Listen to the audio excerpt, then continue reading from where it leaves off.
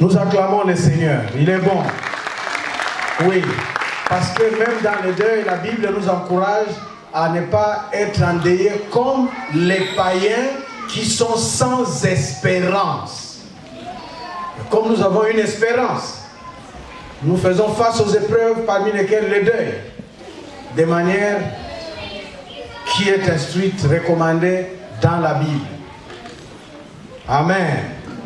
Et la parole de Dieu de ce matin, avec ces feuillets de bulletins que vous avez déjà reçus, nous voulons encore parler de la délivrance concernant la maladie et la délivrance concernant les problèmes de sommeil. Nous l'avons intitulé « En Jésus-Christ, en bonne santé et bien dormir ». En Jésus-Christ, en bonne santé et bien dormir. En Jésus-Christ, je veux vivre en bonne santé. Qui veut déclarer cela? C'est à qui cette pensée-là? En Jésus-Christ, je veux vivre en bonne santé.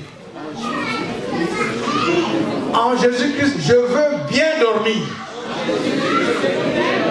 Et nous voulons comprendre quels sont les enjeux autour du fait de notre santé, de sorte qu'en Christ, ce qui menace la santé, pour qu'on soit en bonne santé, c'est la maladie. Comment faire pour qu'en Christ, nous soyons en bonne santé? Et comment faire qu'en Christ, nous dormions bien? Ce n'est pas évident. Comment ça se passe? C'est le message d'aujourd'hui. Ça se rapporte à la personne humaine. Et la personne humaine, nous l'avons déjà dit, dans notre série, la saison des délivrances, avec pensée maîtresse, je veux être délivré, parce que je suis sauvé. Je veux être délivré. Je veux être libéré. Je veux vivre libre en Christ.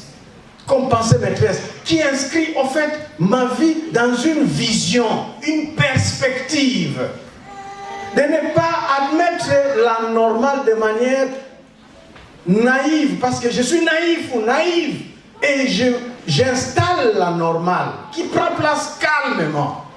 Lorsque je parlais quelque part à des amis, j'ai dit parfois le diable s'étonne que tu ne fasses rien. Lui, il est même comme fatigué de faire ce qu'il fait. Il veut seulement que tu dis, toi, au fait, qu'est-ce que tu fais ici? Allez, quitte-la. Et puis sans effort, il va partir. Mais il s'étonne que tu es là en train de ne rien faire. Nous voulons apprendre, nous voulons engager notre vie dans une vision de savoir que, sauvés, nous pouvons vivre en bonne santé, libre. Sauvés, nous pouvons bien dormir. Parce que la délivrance, c'est aussi ce salut qui touche l'être humain dans toutes ses dimensions. L'être humain qui est touché dans toutes ses dimensions, c'est cet être que nous avons, je ne sais pas si c'est encore prêt, la technique va nous aider à nous balancer quelque chose d'image de la biologie qui montre l'être humain, comparé avec, qui présente les parties avec l'illustration de l'ordinateur. Parce que vous savez, l'ordinateur, avec tout son système fonctionnel et opérationnel, a été inventé et fonctionne sur base, l'inspiration est venue sur l'être humain. Ok? C'est pas étonnant. L'homme, tout ce qu'il crée, Dieu a déjà mis en lui. C'est pourquoi quelque chose en français qu'on appelle avion. Vous savez ce que ça signifie? Hein? Ça signifie quoi, avion? Ah! Voilà, appareil volant imitant l'oiseau naturel. Tout Dieu a mis. Il suffit qu'il y ait un déclic là du génie. Et on s'inspire de Dieu. Et voilà, on a étudié. Il y a la pesanteur. Mais ces êtres-là qui s'envolent et qui s'envolent s'envole et qui continue, et puis qui descend, et qui pose, qui peut même s'arrêter et regarder plus continuer. Comment ça se passe? Et ça a amené l'avion. De même, en observant notre fonctionnement, être humain comme appareil le plus sophistiqué, vous et moi, plus sophistiqué, on a eu à inventer l'ordinateur. Et nous avons expliqué la fois dernière que de même que l'ordinateur, quelle que soit la marque des hautes gammes que vous achetiez comme appareillage, si vous n'y associez pas les logiciels performants, vous aurez seulement une sorte de musée, un objet comme des décorations. De même, l'être humain, le corps que nous voyons, est être complet si tout en lui se trouve en harmonie. Tout en moi, en harmonie, parce que l'être humain est un tout. Un tout. Complexe, cohérent, compartimenté. Je suis un. Je suis un tout. Lorsque mon cœur est préoccupé et triste, mon visage le traduit. Parfois, sans que je m'en rende compte. N'est-ce pas? Parce que je suis un.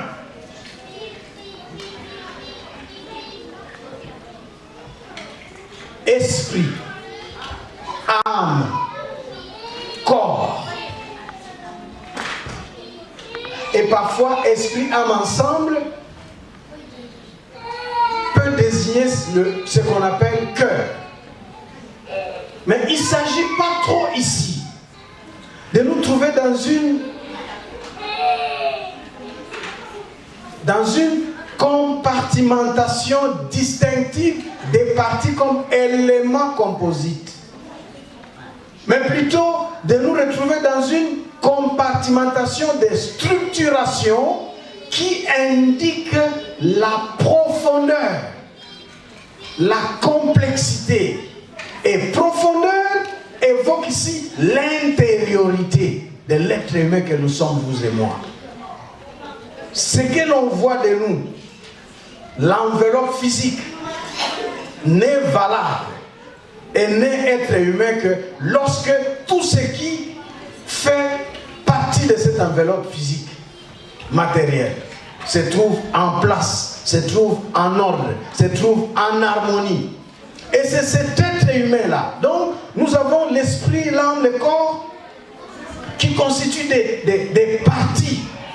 Mais pas des parties pour séparer, ça commence ou s'arrête, ou ça commence ou s'arrête où. Mais c'est surtout pour montrer comme les manifestations extériorisables de ce qui est intime, profond, intérieur.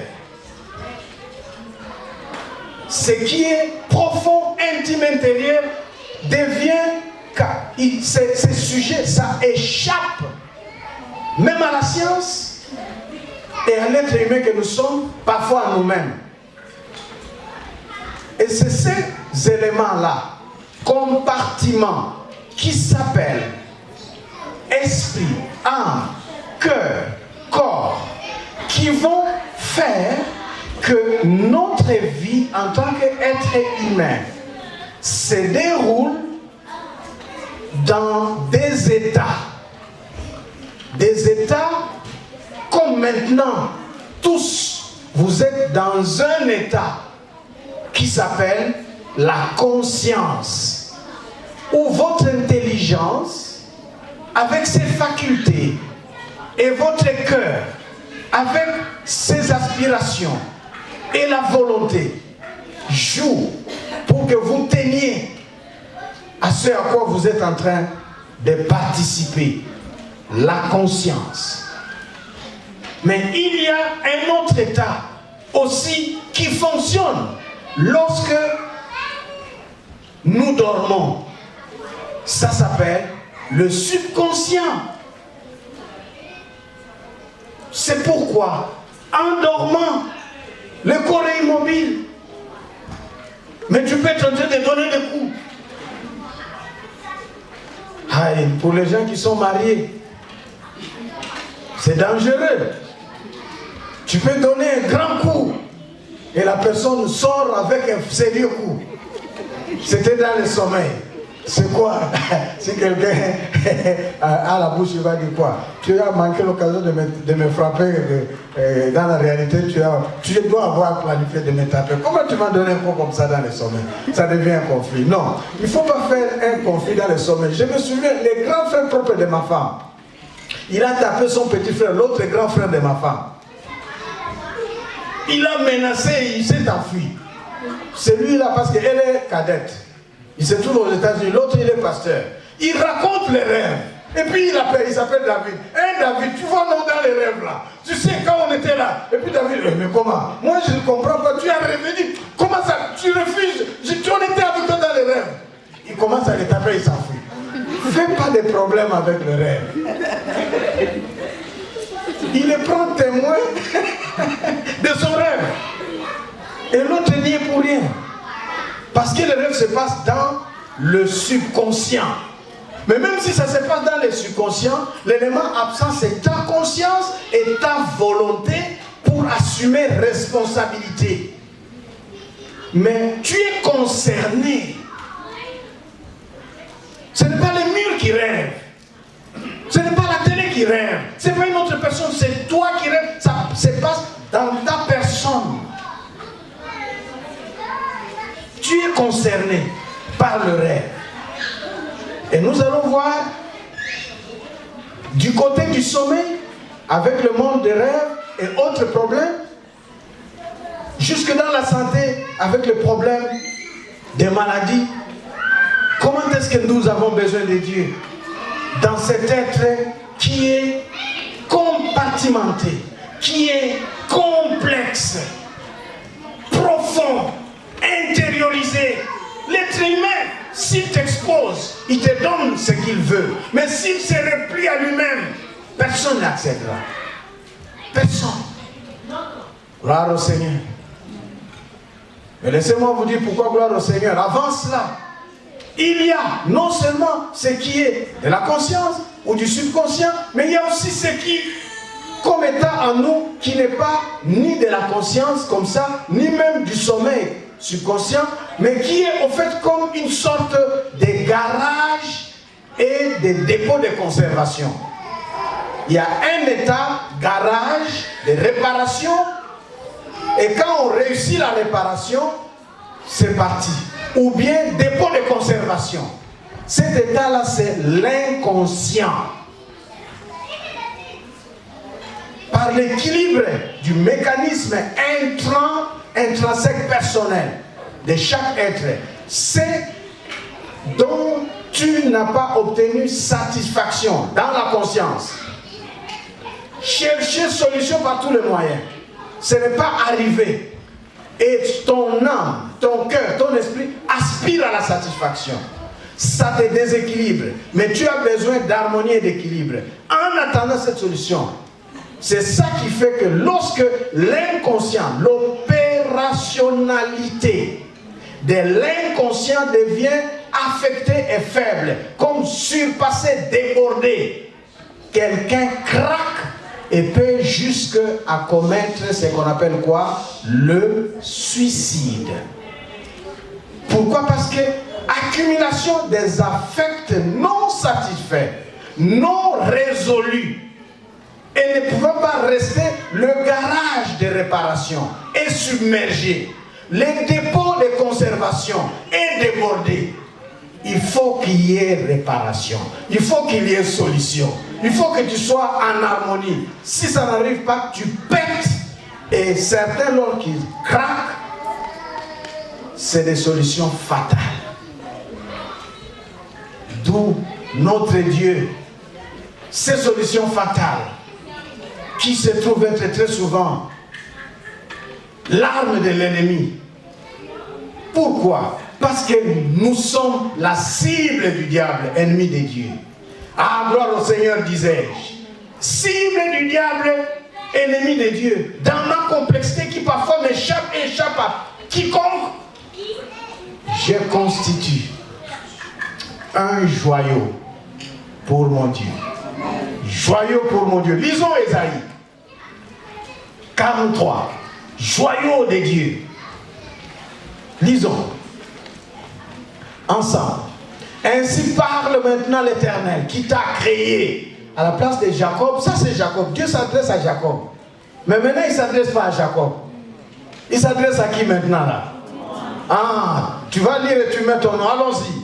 Ainsi parle maintenant l'Éternel qui t'a créé. Oh, c'est lui qui t'a formé. Oh, ne crains rien, car je te rachète. Je t'appelle par ton nom. Et il dit quoi? Pas seulement il t'appelle par ton nom, il dit tu es à moi. Amen. Si tu traverses les eaux, je serai avec toi. Et les fleuves, ils ne te submergeront point. Si tu marches dans le feu, tu ne te brûleras pas. Et la flamme ne t'embrasera pas. Car je suis l'Éternel ton Dieu. Le Saint. Ce n'est pas Israël. Le Saint de qui? Voilà. Et il dit, s'il faut donner des choses comme l'Égypte, je donne l'Égypte pour ta rançon. C'est-à-dire, si ta situation demande un prix à payer, Dieu a le prix. Amen. Ah oui, parce que si on demande le prix, si c'est l'argent, parmi nous ici, certains seront disqualifiés. D'autres seront les premiers. C'est pourquoi Dieu se met garant pour nous tous. Avec argent, sans argent, lui, il a le prix à payer pour toi. Pour ta rançon, je donnerai même l'Égypte ou l'Éthiopie ou Saba à ta place. On cite les puissances. Ces noms-là, Égypte, Éthiopie et Saba, ce sont des noms différents qui constituent rançon à valeur différente. Le temps nous manque de vous décrire l'Égypte. À ce moment, la puissance militaire, puissance politique, Éthiopie, non, on ne continue pas. Parce que sinon on n'aura pas le temps. Continuons la lecture. Parce que voilà, joyau de l'Éternel. Pourquoi? Parce que tu as du prix à mes yeux. Ah, quelqu'un s'est senti inutile, vaut rien. Aujourd'hui le Seigneur te dit, tu as du prix à mes yeux. Parce que tu es honoré. Et que je t'aime. Waouh! Merci Seigneur. Quelqu'un peut dire ça? Ah, merci. Le Seigneur m'aime. Même si quelqu'un ne m'aime pas, le Seigneur m'aime. Je t'aime. Et je peux donner des hommes à ta place. Et des peuples pour ta vie. Pas pour ta mort, mais pour ta vie. Amen. Et verset 5. Ne crains rien. Car je suis avec toi. Voilà. On s'arrête là. Ne crains rien. Donc cet homme-là que nous sommes, toi et moi, nous sommes joyaux de l'Éternel. Joyaux de notre Dieu dans notre complexité. Dans d'autres passages de l'Ancien Testament, il dit, le cœur de l'homme, qui peut le voir? Moi l'Éternel, je le sonde, je le pénètre. Dieu nous connaît. Et cette description de esprit, âme, corps, d'être précieux et joyeux, Paul, poussé par le Saint-Esprit, l'a compris. C'est pourquoi en 1 Thessaloniciens 5, 23, 24, il fait une bénédiction, prière doxologique et bénédiction sur les chrétiens de Thessalonique en leur disant, puisque vous êtes à Dieu, que Dieu fasse que tout entier, esprit, âme, corps, vous soyez à lui. Sanctifié, purifié, c'est-à-dire vous êtes sa propriété, vous n'êtes accessible par rien d'autre que par ce qui est de Dieu. Que votre esprit n'est accessible et sous le contrôle, le pouvoir que de Dieu. Votre corps, et le corps c'est la santé, l'esprit, l'âme, tout. Et le texte est intéressant, le verset 24 il dit, c'est Dieu là, ce n'est pas des efforts que tu feras pour être à Dieu. Pour que tu sois sous sa garde, que ton âme, que ton esprit, que ton corps, que ta santé, que ton sommeil, que ta conscience, que ton subconscient, que c'est ton inconscient, que tout en toi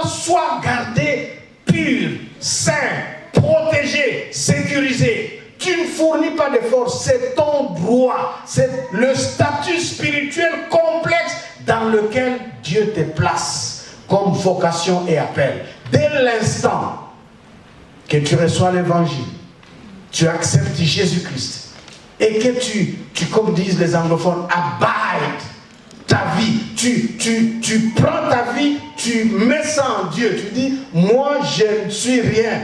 Tout ce que ça signifie, c'est-à-dire que moi là, ma beauté, mon corps, mon argent, mon travail, ma famille, tout ce que je peux être, mon nom, mes origines, c'est rien sans toi.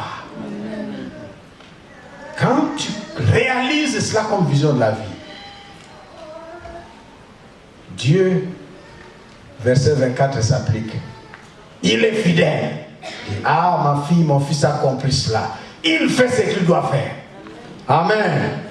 Et ça, c'est important pour nous, enfants de Dieu. Et c'est ça qui fait que notre besoin de salut, en tant que dirigé à l'âme, va prendre plusieurs formes. Nous avons vu la fois dernière, par exemple, que la délivrance, le salut comme délivrance, c'est peut-être être libéré des mauvais esprits, comme exorcisme.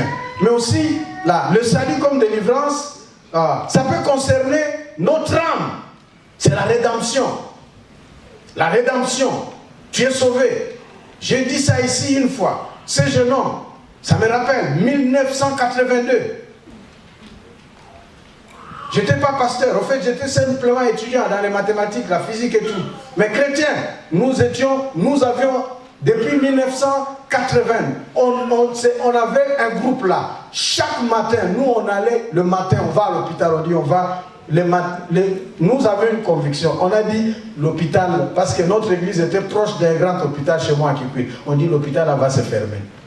Avec notre réserve d'enfants. Ça va se fermer. Chaque matin, nous allons, nous prêchons l'évangile et nous prions pour le matin dans chaque pavillon de l'hôpital. Mais l'hôpital n'est jamais fermé. J'ai une dizaine d'enfants. Mais c'est important dans la vie de passer par des choses. Chaque matin, jour pour jour. Et des miracles se sont opérés. Amen. Et c'est comme ça qu'un jeune homme, très bien, Métis, avait contracté des choses. Lui avait contracté des pactes. Bref, c'est pas sur ça que je parle. Parce qu'ici, on parle de la délivrance comme rédemption. Pour lui, ce qu'il avait fait, c'était quoi? Il ne drague pas les filles. Même marié ou quoi, il ne drague pas. Dans l'histoire de ma foi, dans ma vie, je connais deux personnes. Une était un magicien. Lui, tu es là, tu es marié, tu passes, il te regarde, il te fixe seulement. Et que par mégarde, en passant, ton regard tourne vers lui. Et vos deux regards se croisent, c'est fini. Il t'a pris et il part, tu le suis. Ah oui. Mais je ne parle pas de lui, ça c'est notre cas. Ce jeune homme qui a pris cette célébrité et cet envoûtement de voir les filles. Quand il voit une fille belle, il regarde, c'est fille, la fille là-dessus. Il était là, les filles. Vous pouvez être là dans une rue ou dans un quartier, quelque part. Vous voyez des gens attroupés, bagarre. Qui se battent des filles. Elles se battent pourquoi? Elles se battent pour les messieurs et les garçons. Il n'a dragué personne. Celle-là dit à lui, il est à moi. L'autre dit, non, non, non, quoi. Et elle commence à se battre. Les filles sont comme ça, les femmes. Parce qu'elles s'aiment de tout cœur. Pas toutes comme ça, hein? Envoûtées, anormal. Merci. Et vous savez ce qui s'est passé, c'est quoi? Non, mais ça s'est passé, ma femme connaît ces histoires. Ça s'est passé très fréquemment. Se battre. Non, entre nous, hein? Entre nous. Pas de sexisme ici. Entre nous, vraiment.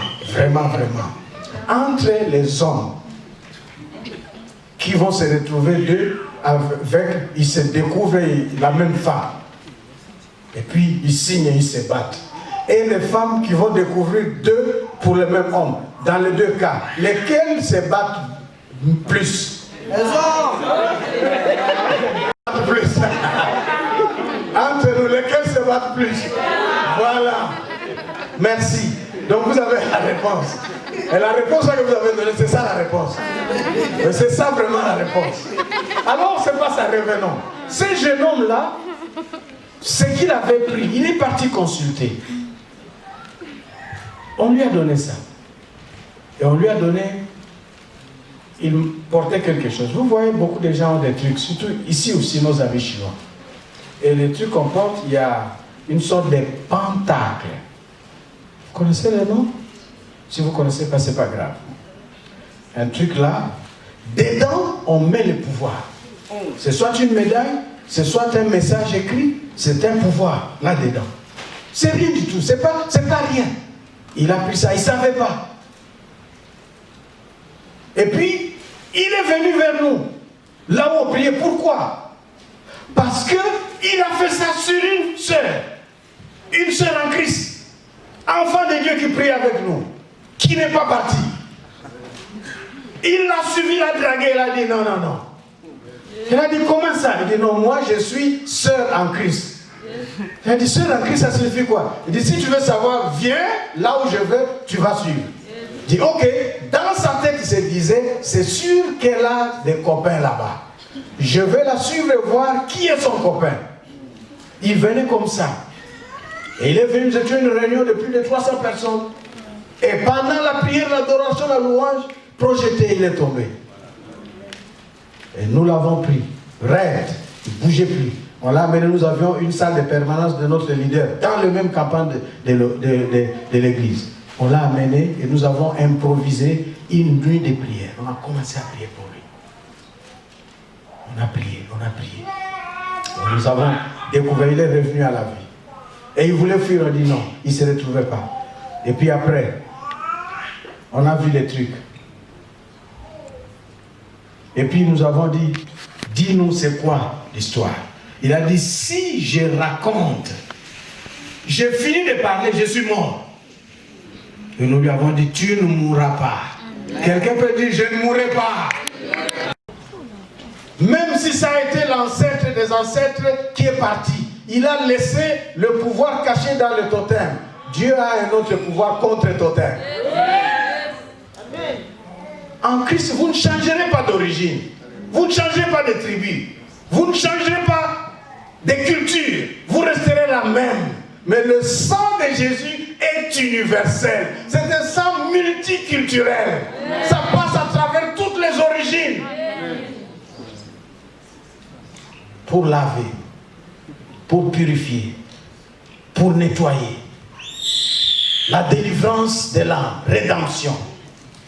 Lorsque tu es habité par de mauvais esprits, c'est l'exorcisme.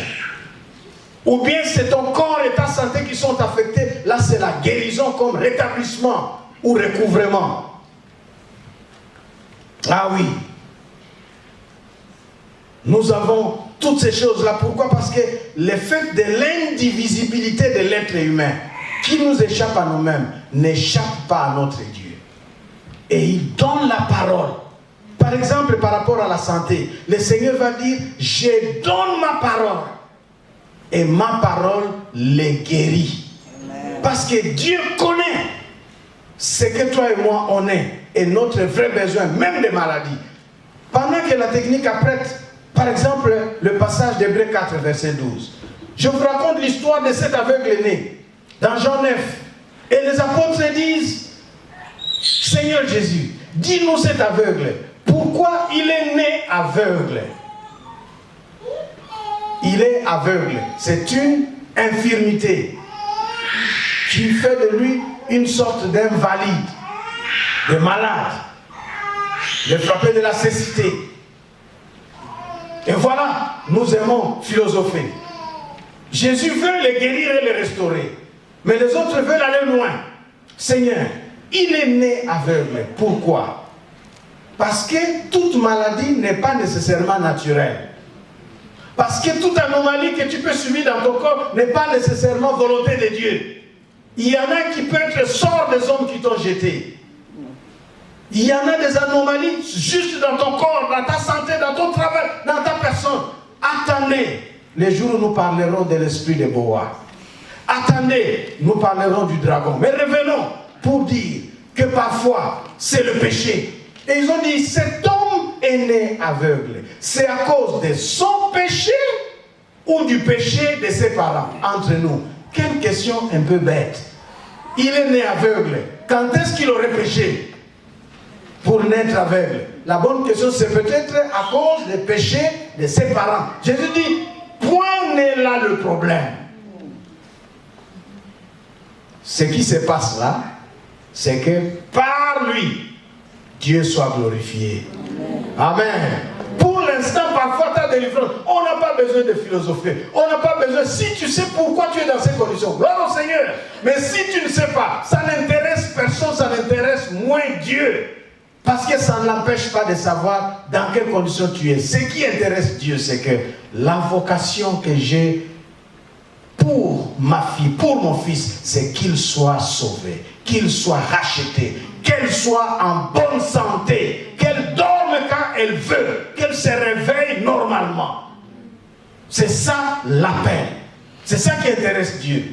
Et comme ça, dans sa santé, dans sa bonne santé, ma fille peut me glorifier. Mon fils peut m'adorer, me glorifier.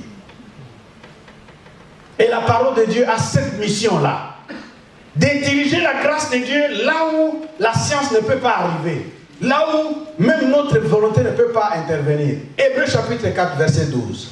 Nous lisons. Car la parole de Dieu est vivante et efficace, plus tranchante qu'une épée quelconque à deux tranchants, pénétrante jusqu'à partager âme et esprit, jointure et moelle. Elle juge les sentiments et les pensées du cœur. Le cœur ici comme le centre de toute mon intériorité, de toute ma personne. Centre moteur de ma vie se trouve être mon cœur. Et la parole de Dieu, elle pénètre jusque même pour séparer âme et esprit, jointure et moelle, jusqu'à se diriger sur mes sentiments et les pensées. La parole. Et nous avons besoin d'exposer notre personne à la lumière de la parole. Amen. Exposons maintenant notre santé à la lumière de la parole dans les minutes qui suivent.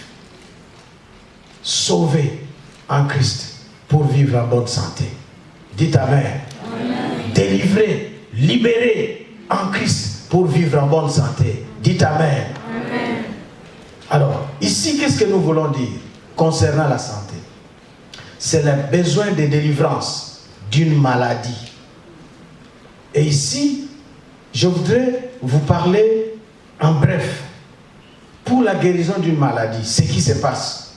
La maladie peut être un simple signe ou un symptôme qui traduit un besoin plus profond. Quelqu'un peut être vraiment malade dans son cœur. Et cette maladie dans son cœur affecte son corps. Quelqu'un peut avoir un problème intime, intérieur. Et ça devient une maladie physique. Les spécialistes appellent cela maladie psychosomatique. Soma, du corps.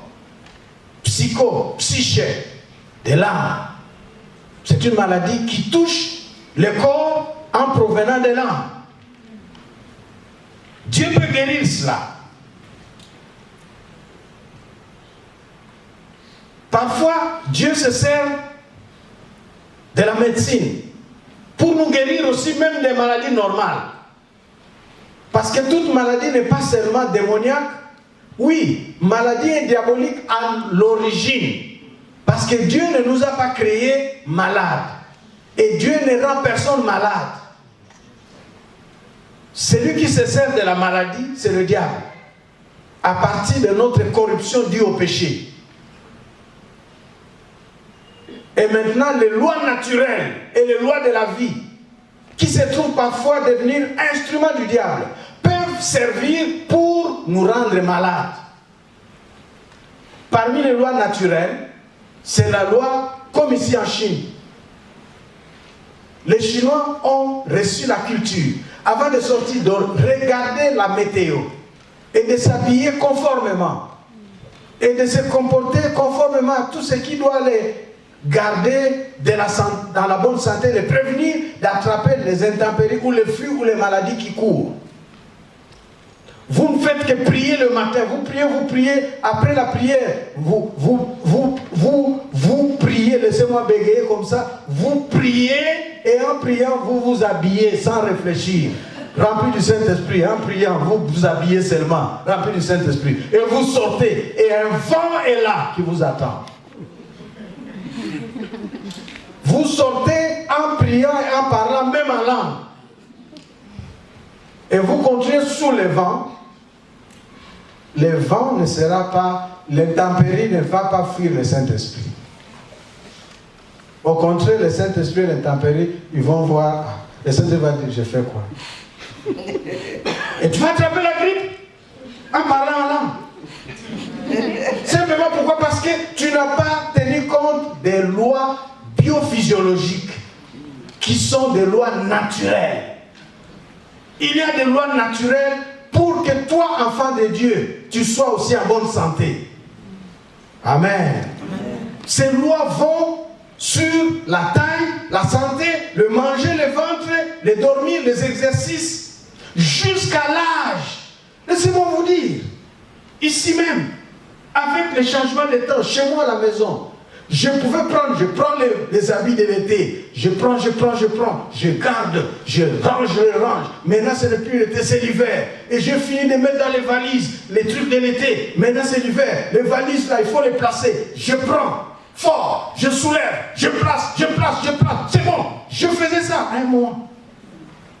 Et petit à petit, maintenant là, quand je mets, je veux soulever. Je sens parce que tu dois savoir la loi biologique. L'âge de 30 ans, de 40 ans ne correspond pas à l'âge de 50 ans, de 60 ans, de 70. Ne cherche pas à Dieu de corriger les principes auxquels tous nous sommes concernés. Il va corriger les principes seulement. Toi, tu as 76 ans, tu veux être comme un jeune de 28 ans. Et les autres?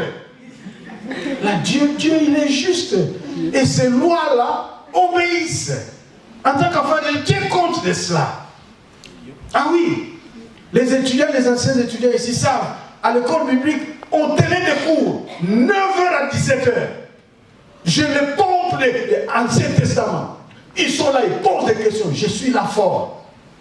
Ils étaient plus de 30. Maintenant, ils sont à peine 5 ou 6.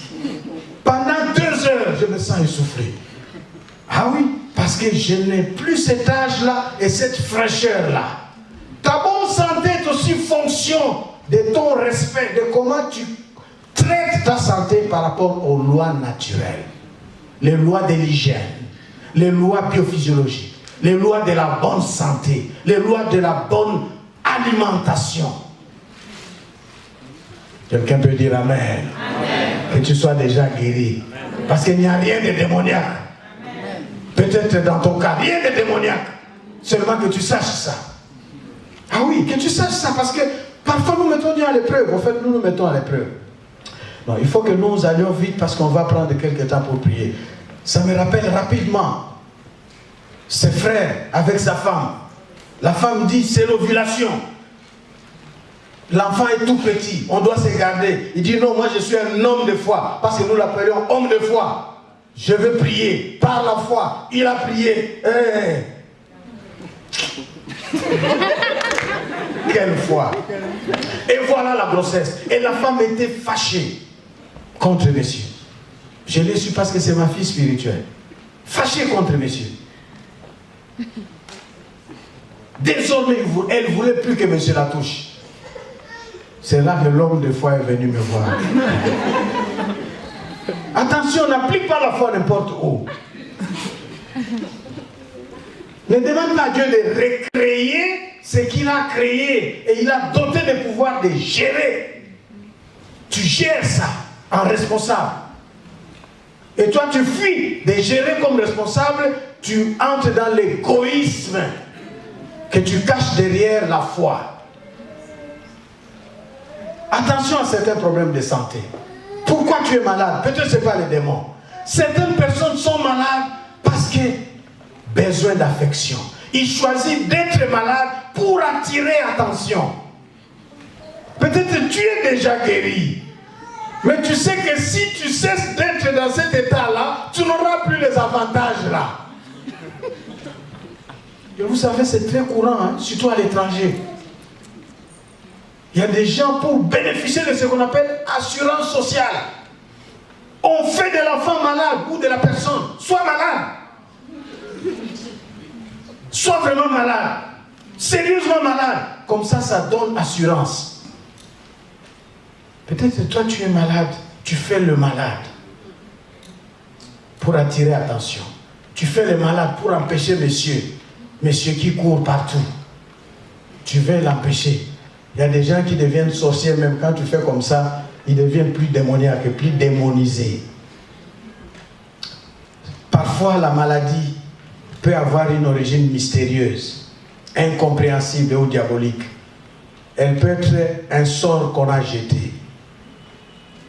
Quel que soit le cas de ta maladie, tu entends la parole de Dieu aujourd'hui.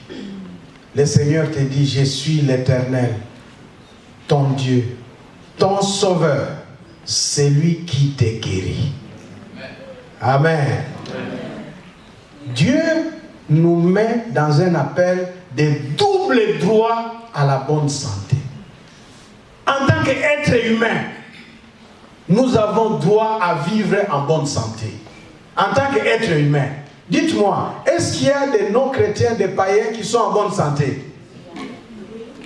Parfois en meilleure santé plus que les chrétiens. Pourquoi? Parce qu'ils sont informés des lois naturelles établies par Dieu en matière de santé. C'est notre vocation.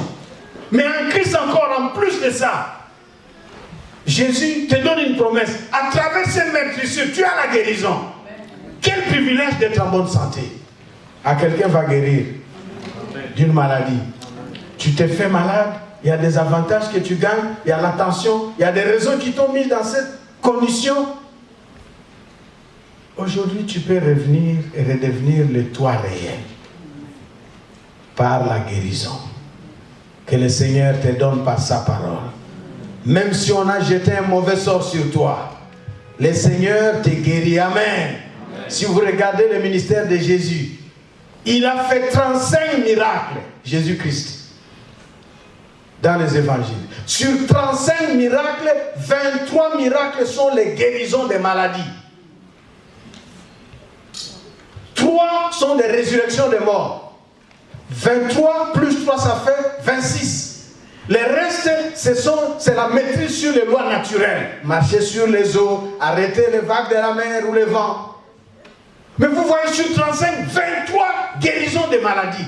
Combien cela montre Dieu dans l'Ancien Testament qui dit, je suis l'Éternel, le Seigneur, le Dieu qui te guérit. Je suis ton Sauveur. Ça signifie, là, dans ce contexte-là, moi l'Éternel, ton Sauveur, je suis le Dieu qui te guérit. Qui est sauvé ici? Ah, besoin de guérison pour être en bonne santé, comme toi. Amen. Ah oui, quand tu inscris ta vie comme ça, tu reçois l'onction de la bonne santé. Ah, je vous dis la vérité, moi je me souviens de ma vie, ça ne fait pas 5 fois, depuis ma naissance, plus de 50 ans, ça ne fait pas 5 fois que j'ai été à l'hôpital. Ah oui, ça ne fait pas 5 fois. Ça ne fait pas 5 fois. Depuis ma naissance. Ça ne fait pas 5 fois que j'étais à l'hôpital. Parce que malade. Onction de bonne santé. Alléluia. Aujourd'hui, tu peux recevoir l'onction de bonne santé. Et vivre en bonne santé, c'est une vision de la vie. Je n'ai jamais fait de vœu pour dire, je n'irai pas à l'hôpital, je ne prendrai pas de médicaments. Non, j'ai inscrit ma vie quand j'ai compris ce que Jésus peut faire.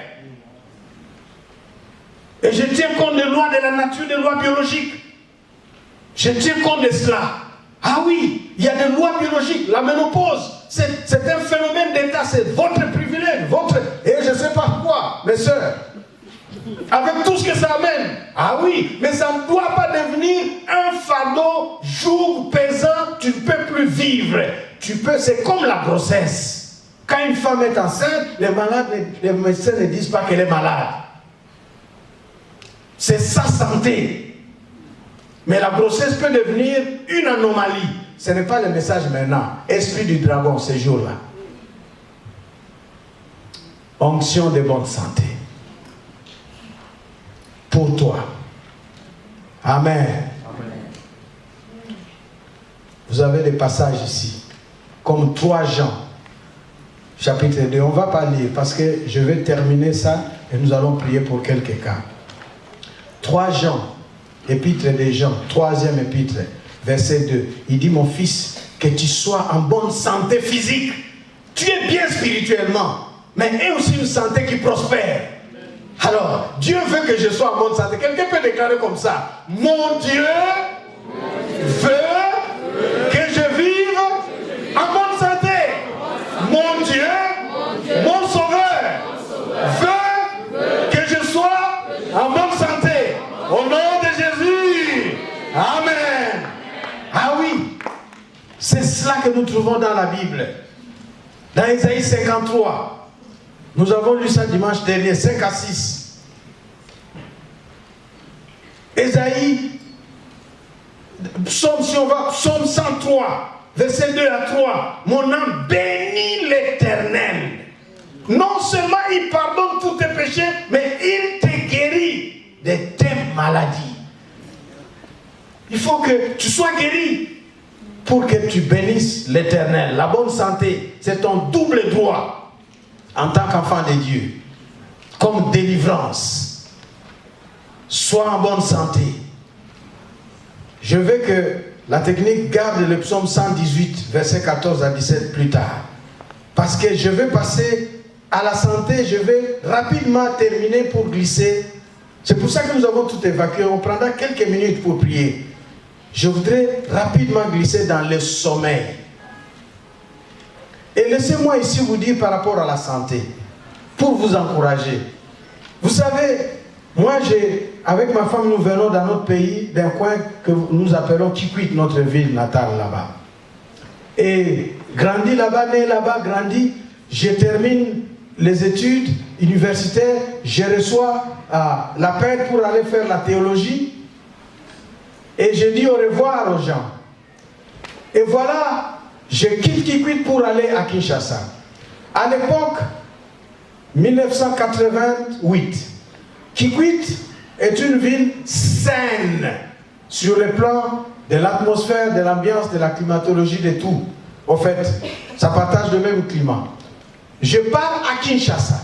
Kinshasa est réputé par la malaria, le paludisme, à cause des moustiques. Et c'est un problème pour moi. Qu'est-ce que je dois faire?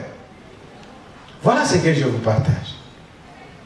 Et les gens savent que je vais partir. Un frère qui vient, un frère que je n'ai jamais oublié, vient jusque chez moi. Il dit, je suis venu, on m'appelait Frère Diop. Oui, je suis venu te dire au revoir et Dieu m'a mis à cœur de prier pour toi. J'ai dit, ok. Et je me suis mis chez nous et il a prié. Il a dit, Seigneur, ton serviteur va pour faire des études théologiques, il va te servir. À Kinshasa, on nous dit qu'il y a trop de moustiques. Et les moustiques donnent la malaria. Vous connaissez la malaria, hein? Ah, ça donne la malaria. J'ai pris, Seigneur, il sera piqué par les moustiques. Mais il ne va pas être atteint par les palus. Il a prié comme ça. Waouh! Amen, il est parti. Je vous dis la vérité. Je suis resté à Kinshasa 1988 jusqu'en 2000 pour venir en Chine. J'ai fait la malaria une seule fois. Une seule fois. Mon quartier, là où j'habitais, les Congolais savent Kinshasa, un quartier qui s'appelle Ngaba. Je vous ai déjà dit, là où j'habitais, s'il pleut, tu enlèves chaussures et tout.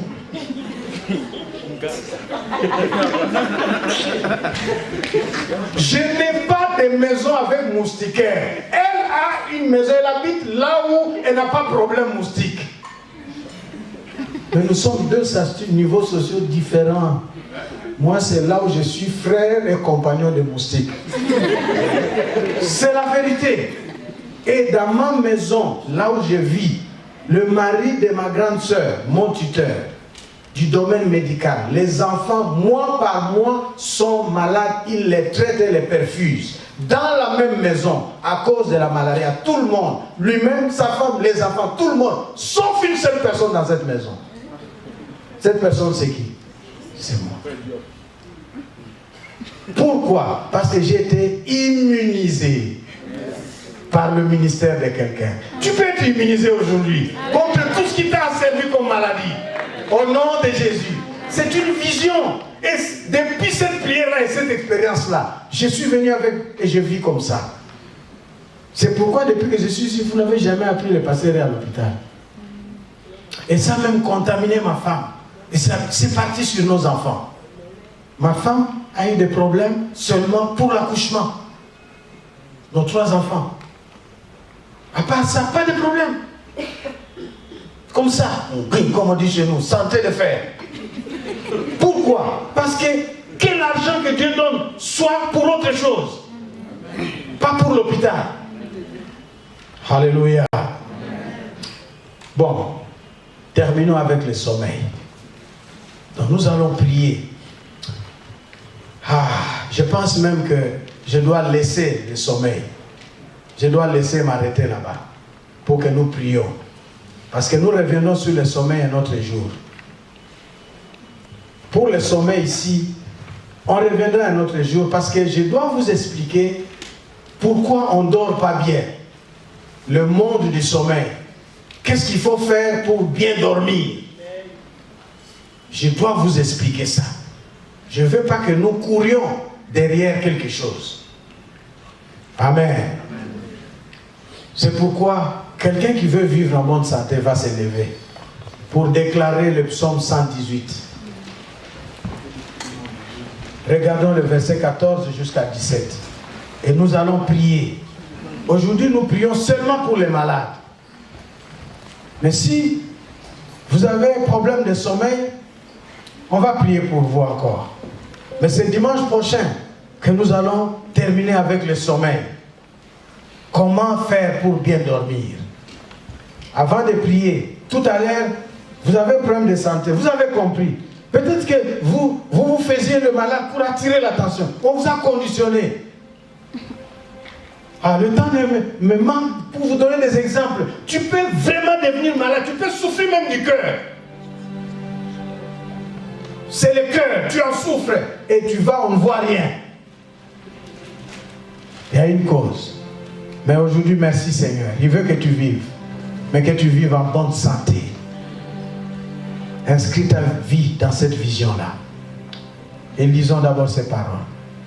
Ensemble. L'Éternel est ma force et le sujet de mes louanges. C'est lui qui m'a sauvé. Des cris de triomphe et de salut s'élèvent dans les tentes des justes. La droite de l'Éternel manifeste sa puissance. La droite de l'Éternel est élevée. La droite de l'Éternel manifeste sa puissance. C'est pourquoi je ne mourrai pas. Je vivrai et je raconterai les œuvres de l'Éternel. Nous nous arrêtons là. Pourquoi? Parce que la droite de l'Éternel s'est levée pour manifester sa puissance sur ta personne, sur ta santé, vis-à-vis de cette maladie qui te fait un mort vivant. Tu es vivant, mais tu ne peux pas vivre en bonne santé. Tu es conditionné. Peut-être tu attends l'échéance. Si tu sais que la droite de l'Éternel s'est levée pour toi, et tu aspires maintenant à inscrire ta vie dans une vision de bonne santé, déclare avec moi le verset 17 encore. Déclarons-le, allons-y. Je ne mourrai pas, je vivrai et je raconterai les œuvres de l'Éternel. Déclare encore, non, non, non, non, je ne mourrai pas, je vivrai et je raconterai les œuvres de l'Éternel. Commence à prier, non, non.